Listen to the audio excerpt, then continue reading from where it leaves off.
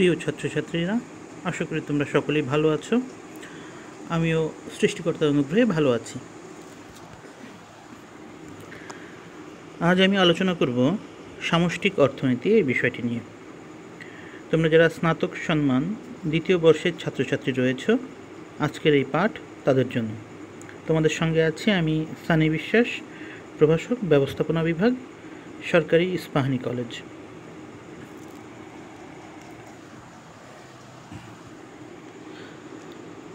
আজকের আলোচ্য বিষয়ের মধ্যে রয়েছে জাতীয় আয়ের চক্রাকার প্রবাহ, জাতীয় আয় পরিমাপের বিভিন্ন পদ্ধতি, জাতীয় আয় পরিমাপের সুবিধা ও অসুবিধা।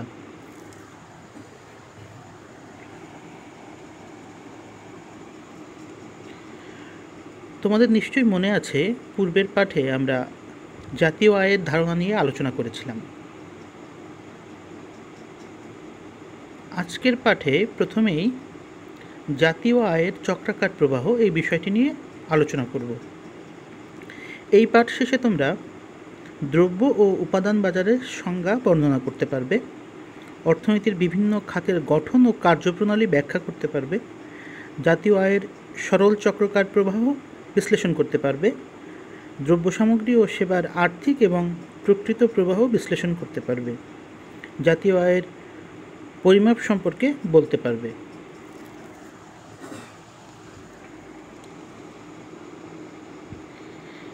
একটি জাতীয় অর্থনীতি কিভাবে কাজ করে তার একটি চিত্র জাতীয় আয়ের চক্রাকার প্রবাহের ধারণাটি বিশ্লেষণের মাধ্যমে পাওয়া যায়। একটি অর্থনীতির চারটি প্রধান পক্ষ রয়েছে। এগুলো হলো পরিবার, ব্যবসা প্রতিষ্ঠান, সরকার এবং বহির্বিশ্ব। একটি সরল চক্রাকার প্রবাহ পরিবারবর্গ এবং ব্যবসা প্রতিষ্ঠানসমূহের মধ্যে উৎপাদনের উপকরণ যথা ভূমি, শ্রম, মূলধন এবং সংগঠন এবং দ্রব্য ও সেবা বিনিময়ের প্রক্রিয়া ব্যাখ্যা করে। এক্ষেত্রে সরকার এবং বহির্বিশ্ব এই দুটি খাতকে আলোচনায় অন্তর্ভুক্ত করা হয় না। সরকার এবং বহির্বিশ্ব পক্ষ দুটোর অন্তর্ভুক্তি চক্রাকার প্রবাহে আগমন বা ইনজেকশন এবং নির্গমন বা লিকেজ নির্দেশ করে, যা ভারসাম্য জাতীয় আয় বিশ্লেষণে খুবই গুরুত্বপূর্ণ।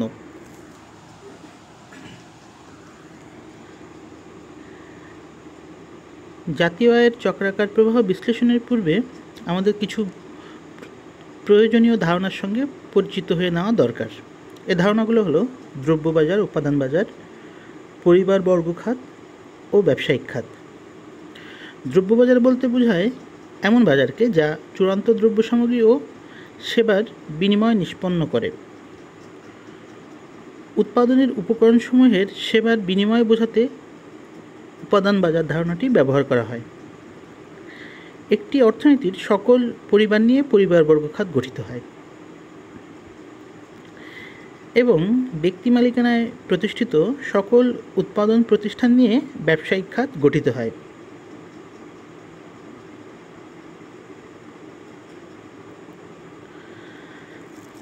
সরল চক্রাকার প্রবাহ বিশ্লেষণে শুধুমাত্র উৎপাদন প্রতিষ্ঠানসমূহ এবং পরিবারবর্গ এই দুটি খাতের পারস্পরিক কার্যক্রম ব্যাখ্যা করা হয়।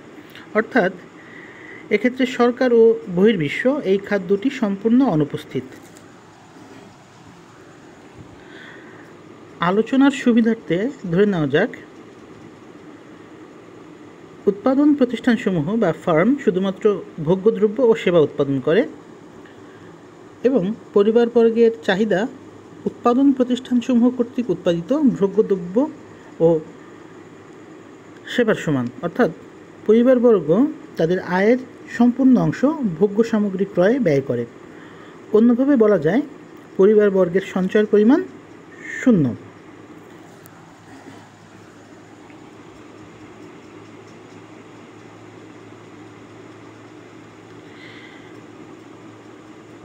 চিত্রটি তোমরা যদি ভালোভাবে লক্ষ্য করো তাহলে একটি দ্বিখাত বিশিষ্ট অর্থনীতির জাতীয় আয়ের প্রবাহ কিভাবে চক্রাকারে আবর্তিত হয় তা বুঝতে পারবে।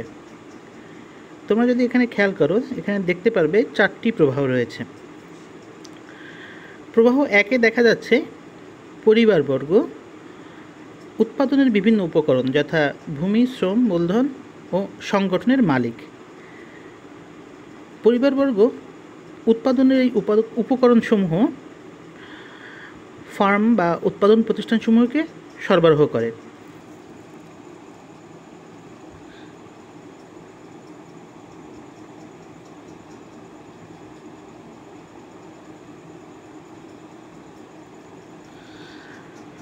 অন্যদিকে উৎপাদনের উপকরণসমূহ ব্যবহার করার কারণে ফার্মসমূহ উৎপাদনের উপকরণের মূল্য হিসেবে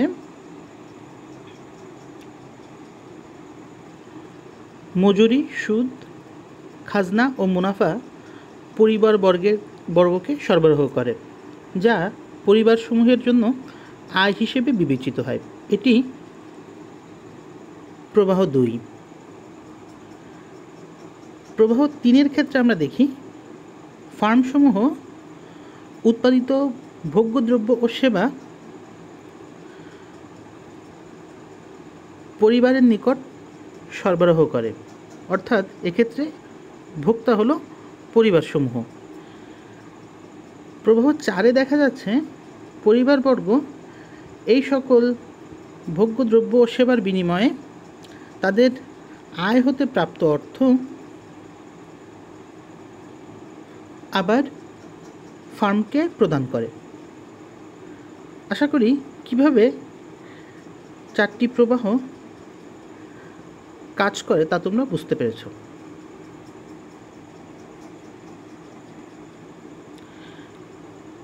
পূর্বের চিত্রটি তোমরা আরেকটু ভালোভাবে লক্ষ্য করো। এখানে তোমরা দেখতে পাবে ফার্মসমূহ উৎপাদন প্রক্রিয়ার মাধ্যমে একদিকে পরিবারবর্গের আয় সৃষ্টি করে, যা প্রবাহ 2-এর মাধ্যমে পরিবারবর্গের কাছে যায়। অন্যদিকে ভোগ্যদ্রব্য ও সেবা সামগ্রী উৎপাদিত হয়। পরিবারবর্গ তাদের আয় আবার ভোগ্যদ্রব্য ও সেবা ক্রয়ে ব্যয় করে। ফলে প্রবাহ 3-এর মাধ্যমে ফার্মসমূহ থেকে ভোগ্যদ্রব্য ও সেবা পরিবারের নিকট চলে আসছে এবং প্রবাহ 4-এর মাধ্যমে ভোগ্যদ্রব্য ও সেবার মূল্য বাবদ পরিবারবর্গ তাদের আয় ফার্মসমূহে প্রেরণ করছে। তাহলে ফার্মসমূহের উৎপাদন প্রক্রিয়ার মাধ্যমে যে আয় পরিবারবর্গ পাচ্ছে তা আবার ভোগ্যদ্রব্য ও সেবার বিনিময়ে ফার্মের কাছে চলে আসছে। এভাবে অর্থনীতির আয় চক্রাকারে প্রবাহিত হয়। আর্থিক প্রবাহ বনাম প্রকৃত প্রবাহ। দ্রব্য এবং উপকরণ উভয় বাজারে আমরা 2 ধরনের বিনিময় লক্ষ্য করি। একটি হলো বস্তুগত দ্রব্য সামগ্রী ও সেবা, অন্যটি হচ্ছে অর্থ। একটি উদাহরণের সাহায্যে বিষয়টি ব্যাখ্যা করা যায়। মনে করো নিউ মার্কেট থেকে তুমি একটি টি-শার্ট ক্রয় করেছো এবং এর মূল্য হিসেবে 300 টাকা প্রদান করলে। অথবা মনে করো একজন ব্যাংকার হিসেবে প্রদত্ত সেবার জন্য তুমি মাসে 500 টাকা বেতন পাচ্ছ। এই দুটো উদাহরণে টি-শার্ট এবং ব্যাংকিং সেবা হলো যথাক্রমে বস্তুগত দ্রব্য ও সেবা এবং শার্টের মূল্য ও মাসিক বেতন হলো আর্থিক ধারণা। লক্ষ্য করো উভয় প্রকার বিনিময়ে একটি করে বিপরীতমুখী প্রক্রিয়া রয়েছে। এখন চক্রাকার প্রবাহের চিত্রে 1 ও 3 এবং 2 ও 4-এর যদি তোমরা তুলনা করো তাহলে 1 ও 3 হলো প্রকৃত প্রবাহ এবং বিপরীতমুখী, এবং 2 ও 4 হলো আর্থিক প্রবাহ এবং তারাও বিপরীতমুখী। সুতরাং আমরা বুঝতে পারছি প্রকৃত প্রবাহ বলতে বোঝাচ্ছে দ্রব্য সামগ্রী ও সেবার প্রবাহ। অন্যদিকে আর্থিক প্রবাহ বলতে বোঝানো হচ্ছে উৎপাদিত দ্রব্য সামগ্রীর মূল্য ও উপকরণসমূহের পারিশ্রমিকের প্রবাহ। আয়ের নির্গমন ও বহির্গমন। জাতীয় আয়ের চক্রাকার প্রবাহের বিশ্লেষণ থেকে আমরা মোট জাতীয় আয় এবং ভারসাম্য জাতীয় আয় সম্পর্কে একটি সাধারণ ধারণা পাই। সরকার এবং বহির্বিশ্বের অনুপস্থিতি এবং পরিবারবর্গ তাদের আয়ের সম্পূর্ণ অংশ ব্যয় করে। এই দুটি অনুমিতি সাপেক্ষে প্রবাহ 2 এবং প্রবাহ 4 থেকে জাতীয় আয়ের হিসাব পাই। প্রবাহ 2 অনুযায়ী জাতীয় আয় হচ্ছে উৎপাদনের উপকরণসমূহের পারিশ্রমিকের যোগফল, এবং প্রবাহ 4 অনুযায়ী জাতীয় আয় হচ্ছে ভোগ ব্যয়ের সমান। অর্থাৎ ভোগ্যদ্রব্য ও সেবার আর্থিক বা বাজার মূল্য ভারসাম্য জাতীয় আয় বলতে অর্থনীতিতে দ্রব্য সামগ্রী ও সেবার সামগ্রিক যোগান ও সামগ্রিক চাহিদার সমতাকে বোঝানো হয়। আমরা যে চক্রাকার প্রবাহটি আলোচনা করলাম সে অনুযায়ী সামগ্রিক যোগান হচ্ছে ফার্মসমূহের উৎপাদিত ভোগ্যদ্রব্য ও সেবা বা তার বাজার মূল্য, এবং সামগ্রিক চাহিদা হলো পরিবারবর্গ কর্তৃক ভোগ্যদ্রব্য ও সেবার মোট চাহিদা। যেহেতু পরিবারবর্গ সম্পূর্ণ আয় ভোগ্যদ্রব্য ও সেবা ক্রয়ে ব্যয় করে, সেহেতু এক্ষেত্রে সামগ্রিক চাহিদা সামগ্রিক যোগানের সমান হবে। চক্রাকার প্রবাহের সরল চিত্রটি যদি একটি অর্থনীতির মৌলিক কার্যপ্রণালী ব্যাখ্যা করতে সক্ষম, তথাপি এ ধারণা থেকে অর্থনীতির সার্বিক চিত্র অনুধাবন করা কঠিন। মনে করো ব্যক্তিবর্গ তাদের আয়ের একটা অংশ সঞ্চয় করে অথবা আয়কর এবং কর্পোরেট কর হিসেবে সরকারকে প্রদান করে। এক্ষেত্রে সামগ্রিক চাহিদা সামগ্রিক যোগানের চেয়ে কম হবে, অর্থাৎ উপার্জিত আয়ের কিছু অংশ সরকারের কাছে চলে যাচ্ছে। এর অর্থ উৎপাদন প্রতিষ্ঠানসমূহের দ্রব্য সামগ্রীর একটি অংশ অবিকৃত থেকে যাবে। এক্ষেত্রে আমরা বুঝতে পারছি ফার্মসমূহ হতে ব্যক্তিবর্গকে প্রদত্ত আয়ের যে অংশ ফার্মসমূহে ফিরে আসে না তা হলো লিকেজ। এক্ষেত্রে আমরা দেখেছি সরকারকে আয়কর বা কর্পোরেট কর দেওয়া হলে তা এক ধরনের লিকেজ বা আয়ের বহির্গমন।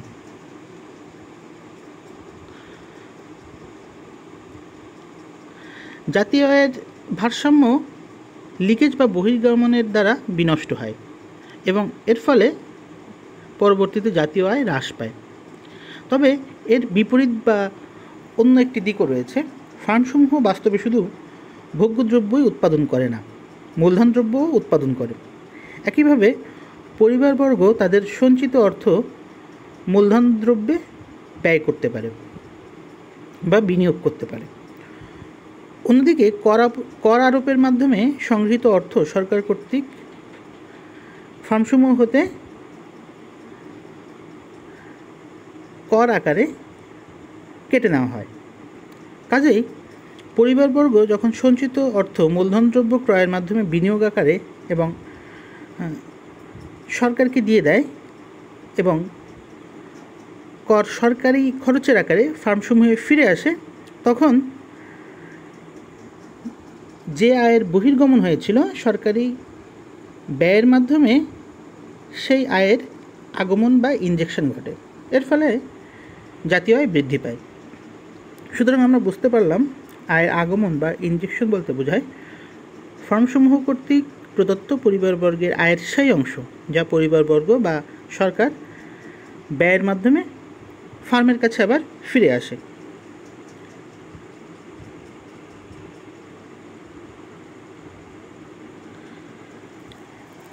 এবার আমি আলোচনা করব জাতীয় আয়ের পরিমাপ সম্পর্কে। এই পাঠ শেষে তোমরা জাতীয় আয় পরিমাপের বিভিন্ন পদ্ধতি সম্পর্কে বলতে পারবে, দ্বৈত গণনা সমস্যা ব্যাখ্যা করতে পারবে, মূল্য সংযোজন পদ্ধতিতে জাতীয় আয় পরিমাপের সুবিধা সম্পর্কে বলতে পারবে, জাতীয় আয় পরিমাপের গুরুত্ব ব্যাখ্যা করতে পারবে। জাতীয় আয় পরিমাপের একাধিক পদ্ধতি রয়েছে। প্রত্যেক পরিমাপেরই কিছু না কিছু সুবিধা এবং অসুবিধা রয়েছে। একটি দেশের জাতীয় আয় পরিমাপের জন্য তিনটি ভিন্ন ভিন্ন পদ্ধতি ব্যবহার করা যায়। এই পদ্ধতিগুলো হলো উৎপাদন পদ্ধতি, আয় পদ্ধতি ও ব্যয় পদ্ধতি। এছাড়াও অন্য একটি পদ্ধতি রয়েছে যা এই তিনটি পদ্ধতি আলোচনা করার পর আমরা পরবর্তীতে সেই বিষয়টি জানার চেষ্টা করব। প্রথমেই আসছে উৎপাদন পদ্ধতি। উৎপাদন পদ্ধতিতে কিভাবে জাতীয় আয় পরিমাপ করা হয় তা বিশ্লেষণের পূর্বে আমরা একটি উদাহরণের মাধ্যমে এই উৎপাদন পদ্ধতি সম্পর্কে সহজে একটি ধারণা অর্জনের চেষ্টা করব। মনে করি একটি দেশে দুটি মাত্র চূড়ান্ত দ্রব্য রুটি ও মাখন উৎপাদিত হয়। প্রতিটি রুটির দাম 20 টাকা এবং প্রতি কেজি মাখনের দাম 50 টাকা। আরও মনে করি প্রতি বছর 100টি রুটি ও 20 কেজি মাখন উৎপাদিত হয়। তাহলে এই উদাহরণ অনুযায়ী একটি দেশের জাতীয় আয় হবে 100টি রুটির দাম 20 টাকা হিসেবে 100 গুণ 20, অন্যদিকে 20 কেজি মাখনের দাম 50 টাকা হিসেবে 20 গুণ 50। এই দুটি অর্থের পরিমাণ যোগ করলে পাওয়া যায় 3000 টাকা। অর্থাৎ এই উদাহরণের আলোকে একটি দেশের জাতীয় আয় হবে 3000 টাকা। তোমরা যদি মনোযোগ সহকারে বিষয়টি শ্রবণ করে থাকো তাহলে এতক্ষণে বুঝতে পেরেছ জাতীয় আয় হলো একটি নির্দিষ্ট বছরে একটি অর্থনীতিতে উৎপাদিত সকল চূড়ান্ত দ্রব্য ও সেবার বাজার মূল্য। তবে এক্ষেত্রে কোনো একটি নির্দিষ্ট বছরে চূড়ান্ত দ্রব্য ও সেবার পাশাপাশি মাধ্যমিক দ্রব্য উৎপাদিত হয়ে থাকে। জাতীয় আয় পরিমাপের ক্ষেত্রে অত্যন্ত সতর্কতার সঙ্গে মাধ্যমিক দ্রব্য সামগ্রীকে হিসাব থেকে বাদ দিতে হয়, অন্যথায় একই দ্রব্যের মূল্য একাধিকবার হিসাব করা হয়। এটাকে দ্বৈত গণনার সমস্যা বলা হয়। দ্বৈত গণনা অর্থাৎ মাধ্যমিক ও চূড়ান্ত দ্রব্য সামগ্রী আলাদাভাবে হিসাব করলে জাতীয় আয় প্রকৃত স্তর অপেক্ষা অধিক পরিমাপ করা হয়। একটি উদাহরণের সাহায্যে বিষয়টি ব্যাখ্যা করা যাক। একজন আসবাবপত্র প্রস্তুতকারী কাঁচামাল হিসেবে কাঠ ব্যবহার করে থাকে। এটি একটি মাধ্যমিক দ্রব্য যা সে করাত কলের মালিক থেকে কিনে নেয়। আবার করাত কলের মালিক তা চিরে কাঠ তৈরি করে। গাছ সে অন্যের কাছ থেকে কিনে নেয়। মনে করি গাছের মূল্য 10,000 টাকা, প্রস্তুতকৃত কাঠের মূল্য 15,000 টাকা এবং আসবাবপত্রের বিক্রয় মূল্য 20,000 টাকা। উৎপাদন পদ্ধতি অনুযায়ী এক্ষেত্রে শুধুমাত্র আসবাবপত্রের মূল্য জাতীয় আয়ের অন্তর্ভুক্ত হবে, কিন্তু কাঠের মূল্য ও গাছের মূল্য অন্তর্ভুক্ত হবে না, কারণ গাছ ও কাঠের মূল্য আসবাবপত্রের মূল্যের মধ্যে অন্তর্ভুক্ত আছে।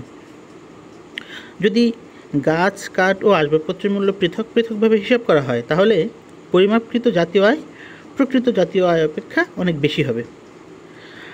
আলোচ্য উদাহরণে যদি প্রকৃত জাতীয় আয় 20,000 টাকা, মাধ্যমিক দ্রব্যের অন্তর্ভুক্তির ফলে পরিমাপকৃত জাতীয় আয় হবে 10,000 টাকা কাঠের মূল্য যোগ 10,000 টাকা গাছের মূল্য যোগ 15,000 টাকা কাঠের মূল্য যোগ 20,000 টাকা আসবাবপত্রের মূল্য, অর্থাৎ 45,000 টাকা। কিন্তু প্রকৃতপক্ষে জাতীয় আয় 20,000 টাকাই হবে। মাধ্যমিক দ্রব্য গণনায় আনার কারণে এই অতিরিক্ত 25,000 টাকা জাতীয় আয়ের সঙ্গে যুক্ত হয়েছে। এভাবেই দ্বৈত গণনা জাতীয় আয় পরিমাপ করার ক্ষেত্রে সমস্যার সৃষ্টি করে। দ্বৈত গণনার সমস্যা এড়ানোর জন্য শুধুমাত্র চূড়ান্ত দ্রব্য ও সেবার মূল্য বিবেচনা করা হয় বলে এই পদ্ধতিকে চূড়ান্ত উৎপাদন পদ্ধতিও বলা হয়। দ্বৈত গণনার সমস্যা এড়ানোর দ্বিতীয় আরেকটি পদ্ধতি রয়েছে, সেটি হলো মূল্য সংযোজন পদ্ধতি। তোমরা যদি চিত্রে একটু লক্ষ্য করো, এক্ষেত্রে প্রথমেই গাছের মূল্য দেখা যাচ্ছে 10,000 টাকা। করাত কলে যাবার পর গাছের মূল্য কাঠ হিসেবে 15,000 টাকা হয়ে যাচ্ছে, অর্থাৎ এক্ষেত্রে 5,000 টাকা মূল্য যোগ হচ্ছে। অর্থাৎ গাছের মূল্য 10,000 টাকা এবং করাত কলে আরও 5,000 টাকা যুক্ত হয়ে কাঠের মূল্য হচ্ছে 15,000 টাকা। যখন এই কাঠ দিয়ে আসবাবপত্র তৈরি করা হচ্ছে তখন আরও 5,000 টাকা মূল্য সংযোজিত হচ্ছে, অর্থাৎ তখন মূল্য হয়ে যাচ্ছে 15,000 যোগ 5, 20,000 টাকা। পূর্বের যে পদ্ধতি সেখানে আমরা সরাসরি চূড়ান্ত দ্রব্যের মূল্যকেই জাতীয় আয় হিসেবে গণনা করেছিলাম। এই পদ্ধতিতে 10,000, 5,000 যোগ 5,000 অর্থাৎ 10 যোগ 5 যোগ 5 সমান 20,000 টাকা হবে জাতীয় আয়। অর্থাৎ উভয় পদ্ধতিতেই জাতীয় আয় একই রকম হবে। দ্বিতীয় পদ্ধতিতে শুধুমাত্র যতটুকু মূল্য সংযোজিত হয় তাই যোগ করা হয়। আয় পদ্ধতি। একটি অর্থনীতিতে দ্রব্য সামগ্রী ও সেবার উৎপাদন হচ্ছে উৎপাদনের বিভিন্ন উপকরণের উৎপাদনশীল কর্মকাণ্ডের ফসল। এই উৎপাদনশীল বা অর্থনৈতিক কর্মকাণ্ড অর্থনীতির বিভিন্ন খাত ও উপখাত যেমন কৃষি, কলকারখানা, শিক্ষা প্রতিষ্ঠান, ব্যাংক, বিমা, খনি প্রভৃতিতে বিস্তৃত। বিভিন্ন অর্থনৈতিক কর্মকাণ্ডে নিয়োজিত উৎপাদনের উপকরণসমূহ উৎপাদন তথা নিয়োগকারী প্রতিষ্ঠানসমূহ থেকে পারিশ্রমিক পেয়ে থাকে, যা উপকরণসমূহের আয় হিসেবে বিবেচিত হয়ে থাকে। আয় পদ্ধতিতে জাতীয় আয় পরিমাপের বিষয়টি জাতীয় আয়ের চক্রাকার প্রবাহ চিত্র থেকে খুব সহজে বোঝা যায়। তোমরা যদি চিত্রটি আরেকবার মনে করার চেষ্টা করো, সেখানে দেখবে প্রবাহ 1 ও 2 রয়েছে। প্রবাহ 1 নির্দেশ করে যে পরিবারবর্গ ফার্মসমূহকে উৎপাদনের উপকরণ যেমন ভূমি, শ্রম, মূলধন ও সংগঠন সরবরাহ করছে এবং বিনিময়ে পরিবারবর্গ মজুরি, সুদ, খাজনা ও মুনাফা গ্রহণ করছে। তাহলে আয় পদ্ধতিতে মজুরি, খাজনা, সুদ ও মুনাফার যোগফল হচ্ছে উপকরণ আয়ে জাতীয় আয়। অন্যভাবে উৎপাদন প্রতিষ্ঠানসমূহের উপকরণ ব্যয়ের দৃষ্টিকোণ থেকে বিবেচনা করে এটাকে উপকরণ ব্যয়ে জাতীয় আয়ও বলা যায়।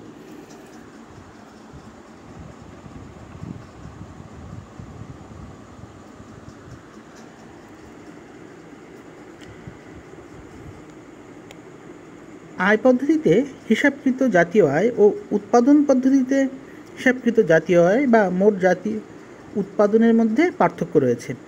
আয় পদ্ধতিতে পরিমাপকৃত জাতীয় আয় হচ্ছে এক ধরনের নিজ জাতীয় আয়, যা শুধুমাত্র উপার্জন বা আয়ের সাথে সম্পর্কিত বিষয় বা দফাসমূহ বিবেচনা করে।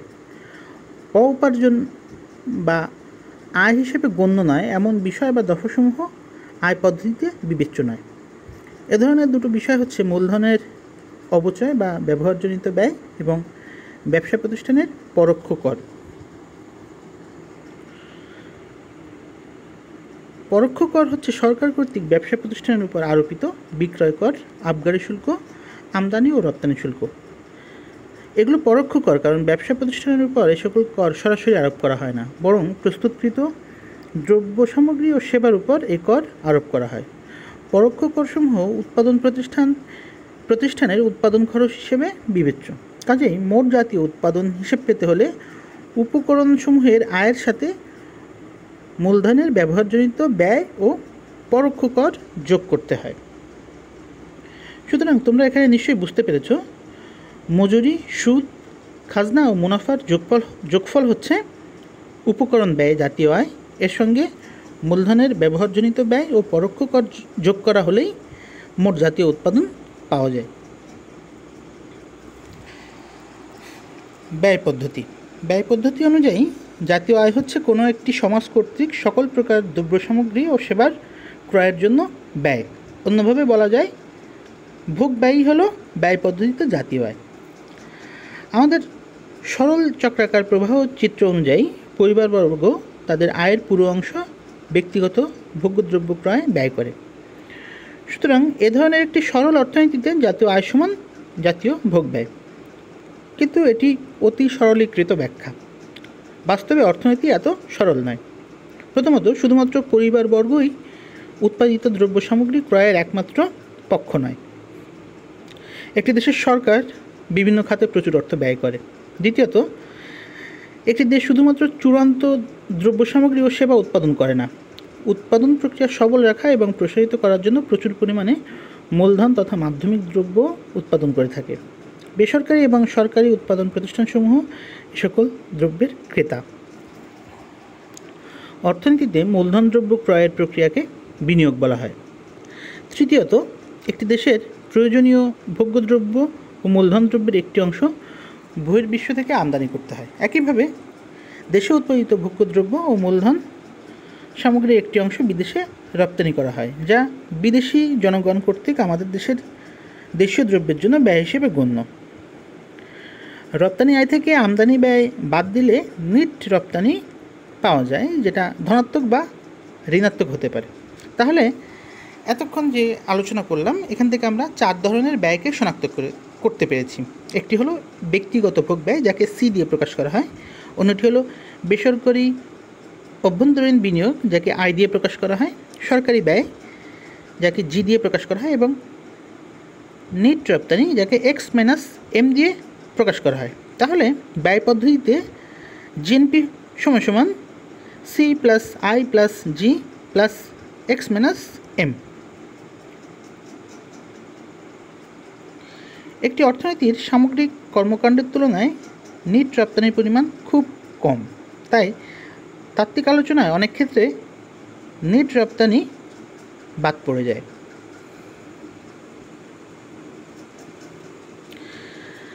এতক্ষণ আমরা যে তিনটি পদ্ধতি আলোচনা করলাম তা হলো উৎপাদন পদ্ধতি, আয় পদ্ধতি এবং ব্যয় পদ্ধতি। এই তিনটি পদ্ধতি ছাড়াও যেমনটি পূর্বে বলেছিলাম আলোচনার শুরুতে, অন্য আরেকটি উপায়ে জাতীয় আয় পরিমাপ করা যায়। এটাকে আয়ের ব্যবহার পদ্ধতি বলা হয়। এই পদ্ধতিতে জাতীয় আয় হলো ভোগ, ব্যয়, সঞ্চয় এবং কর, অর্থাৎ আয়ের ব্যবহার পদ্ধতি অনুযায়ী জিএনপি সমান C plus S plus T. জাতীয় আয় নির্ধারণ তত্ত্বে এই C plus S plus T C plus I plus G এর সমান, অর্থাৎ আমদানি এবং রপ্তানিকে বিবেচনায় না আনা হলে তখন সঞ্চয়, ভোগ, ব্যয় এবং কর ব্যক্তিগত ভোগ, ব্যয়, বেসরকারি অভ্যন্তরীণ বিনিয়োগ এবং সরকারি ব্যয়ের সমান হয়।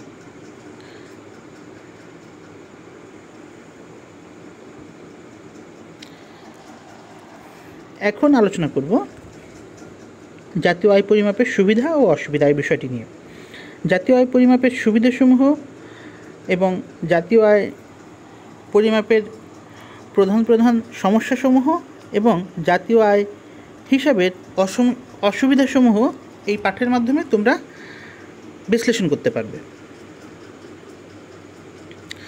জাতীয় আয় পরিমাপের অনেকগুলি সুবিধা রয়েছে। সুবিধাগুলো হলো অর্থনীতির বিভিন্ন খাতের অবদানের তুলনামূলক বিশ্লেষণ সহজে করা যায়। একইভাবে ব্যয়ের হিসেবে তুলনামূলক বিশ্লেষণও জাতীয় আয় পরিমাপের মাধ্যমে করা যায়। কী কী দ্রব্য উৎপাদন ও ব্যবহার হচ্ছে জাতীয় আয় পরিমাপের মাধ্যমে সে সম্পর্কে ধারণা পাওয়া যায়। জাতীয় আয় পরিমাপের মাধ্যমে আন্তর্জাতিক তুলনা করা যায়, অর্থাৎ একটি দেশের অর্থনৈতিক কার্যক্রমের সঙ্গে অন্য আরেকটি দেশের অর্থনৈতিক কার্যক্রম তুলনা জাতীয় আয় পরিমাপের মাধ্যমে সম্ভব। জাতীয় আয় পরিমাপের পদ্ধতিসমূহ অর্থনৈতিক উন্নয়ন ও প্রবৃদ্ধির উত্তম নির্দেশক, অর্থাৎ একটি দেশের অর্থনৈতিক উন্নয়ন হচ্ছে কিনা এবং প্রবৃদ্ধি হচ্ছে কিনা তা জাতীয় আয় পরিমাপের মাধ্যমে জানা যায়।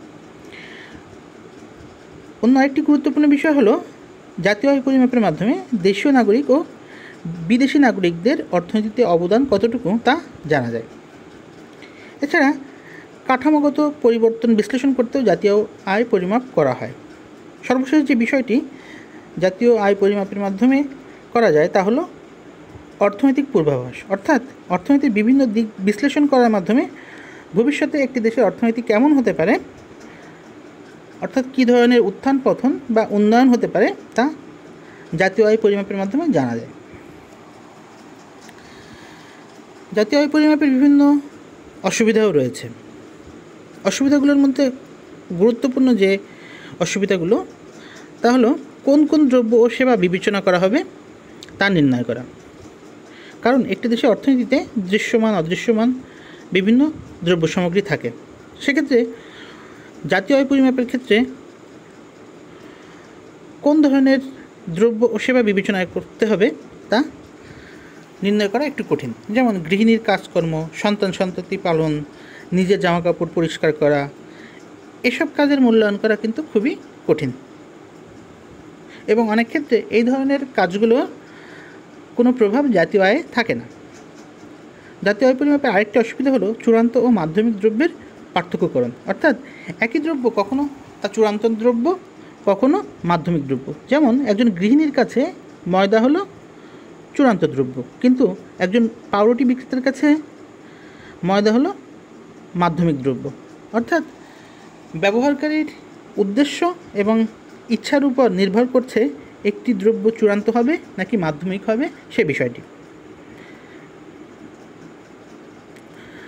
জাতীয় আয় পরিমাপের ক্ষেত্রে আরেকটি অসুবিধা হলো অর্থনৈতিক কর্মকাণ্ড নির্দেশ করে না এমন লেনদেন পৃথকীকরণের সমস্যা।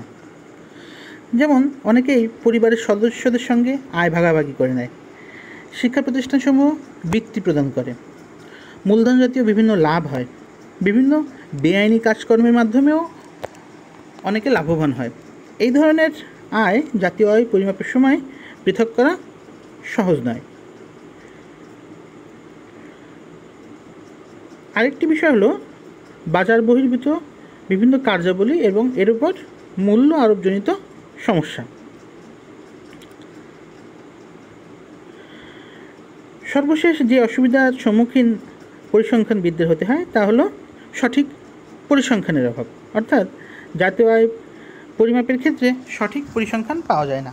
এক্ষেত্রে সরকারি প্রতিষ্ঠানসমূহের বিভিন্ন দপ্তরের সঙ্গে তথ্যের অমিল পাওয়া যায়। এই গড়মিলের কারণে জাতীয় আয় সম্পর্কে একেবারে পুরোপুরি সঠিক তথ্য সংগ্রহ করা সম্ভব নয়। বাংলাদেশের জাতীয় আয় পরিমাপের সমস্যা, এতক্ষণ যে সমস্যাগুলো আমরা আলোচনা করলাম এগুলো বাংলাদেশের ক্ষেত্রেও প্রযোজ্য। বাংলাদেশের অর্থনীতির একটি উল্লেখযোগ্য অংশ আর্থিকায়িত নয়, অর্থাৎ আমাদের গ্রামীণ অর্থনীতি অ-আর্থিকায়িত। গ্রামাঞ্চলের লেনদেনের ক্ষেত্রে দেখা যায় দ্রব্য বিনিময় প্রথা এখনও কার্যকর, অর্থাৎ সব ক্ষেত্রে অর্থের মাধ্যমে লেনদেন হয় না। আমাদের জনসংখ্যার সিংহভাগই অশিক্ষিত এবং উৎপাদন এবং আয়ের সঠিক হিসাব তারা রাখে না। সর্বোপরি বাংলাদেশের পরিসংখ্যান সংগ্রহ পদ্ধতিও সমৃদ্ধ নয়, তাই সংগ্রহকারী বিভিন্ন প্রতিষ্ঠান কর্তৃক প্রকাশিত তথ্যেও ভিন্নতা দেখা যায়। এমনকি একই প্রতিষ্ঠান কর্তৃক প্রকাশিত তথ্যেও বিভিন্ন বছরের পরিসংখ্যানে গড়মিল লক্ষ্য করা যায়। আশা করি জাতীয় আয় সম্পর্কিত যে বিষয়গুলো আজকে আলোচনা করা হলো এই বিষয়গুলো তোমরা বুঝতে পেরেছ। তোমরা বাসায় বারবার এই বিষয়গুলো চর্চা করবে, অধ্যয়ন করবে। বাসায় অনুশীলন করার জন্য তোমাদের কিছু কাজ থাকবে, এই বিষয়গুলো তোমরা অবশ্যই চর্চা করবে। প্রথম বিষয়টি হলো বাংলাদেশের জাতীয় আয় পরিমাপ করার সময় কোন ক্ষেত্রে সাধারণত দ্বৈত গণনার সমস্যা দেখা যায়। দ্বিতীয় যে বিষয়টি তোমরা দেখতে পারো তা হলো সঞ্চয়, কর, ভোগ ব্যয়, বিনিয়োগ ব্যয়, সরকারি ব্যয়। এই দফাগুলির মধ্যে কোনগুলো আয়ের আগমন ও কোনগুলো আয়ের বহির্গমন নির্দেশ করে তা তোমরা বোঝার চেষ্টা করবে এবং বাংলাদেশের আয়ের বহির্গমন বেশি নাকি আয়ের আগমন বেশি তা বিশ্লেষণ করার চেষ্টা করবে। সর্বশেষ যে বিষয়টি তোমরা দেখতে পারো তা হলো বাংলাদেশের গত অর্থ বছরের ভোগ ব্যয়, বেসরকারি অভ্যন্তরীণ বিনিয়োগ, সরকারি ব্যয় এবং নেট রপ্তানির পরিমাণ, মোট সঞ্চয় এবং কর আয় কত। এই বিষয়টি জেনে তোমরা সংগৃহীত তথ্যের ভিত্তিতে আয়ের ব্যবহার পদ্ধতিতে জাতীয় আয় কত হতে পারে তা বের করবে।